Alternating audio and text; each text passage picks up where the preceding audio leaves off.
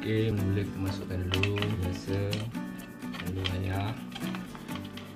Masa nak buat benda ni, make sure CB kena matikan dulu. Kalau tak, korang yang akan mati.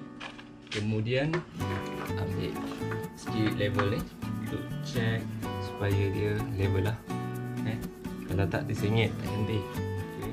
So, bila kita dah dapat level yang kita mahukan, kita marking lah siap-siap.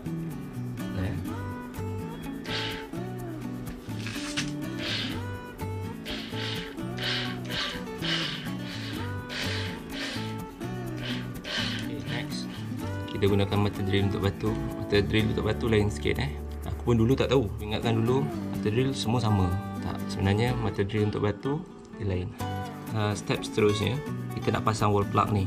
Apa yang kita perlu lakukan ni adalah kita kena ukur benda ni. Jangan terkurang. Bila dah terkurang, benda ni kita dah ketuk, nak keluarkan payah. Agak dalam jarak ni lah Lebih sikit tak apa, jangan kurang. So kita ambil ketip-ketip ni sebagai marking. Kita letak sini.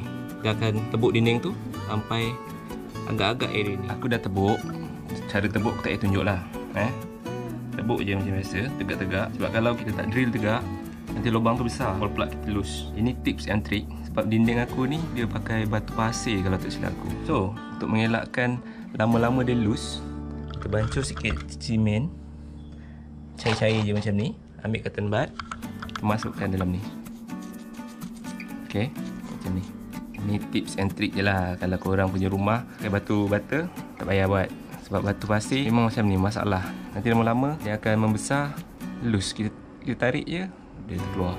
So biar dulu sampai kering. So area ni jadi keras lah, kuat sikit. Sekarang aku nak kena bersihkan benda ni. Baik-baik dah putih, jadi hitam semula. Dah settle. Dah agak dah keras kot. Aku letak stopping compound. Aku rasa macam tak yakin kekuatan dia. So masukkan macam biasa.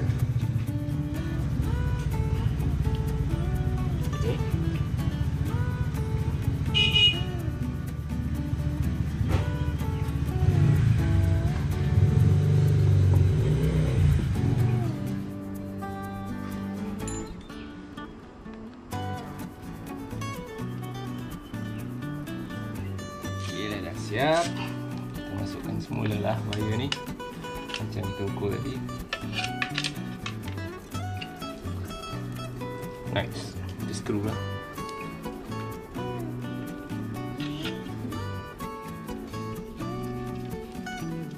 Screw. Check dulu.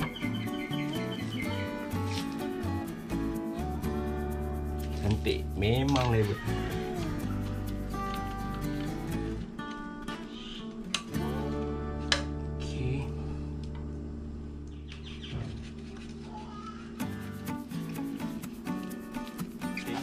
Selesai urusan kita dengan pemasangan casing tadi, kita pasang dia punya assembly unit lah. Yang ini dia ada getah,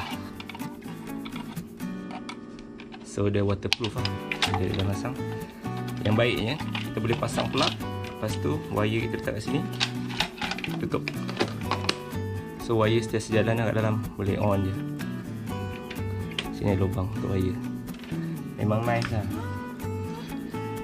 So kita pasang wiring ni macam biasa lah. Aku make it short je. Nanti aku tunjuk hasil tu macam mana.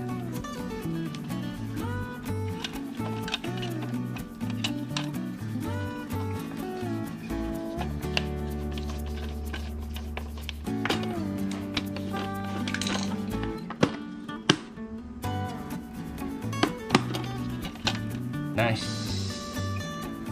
Okay, siap. Sekarang aku nak on DB. Try dengan drill ni lah.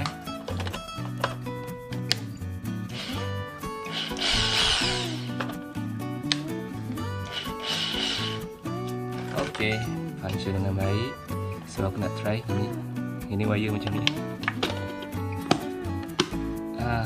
Ini yang baiknya. So hujan ke air ke putih ke atas, waterproof, bawah pun waterproof.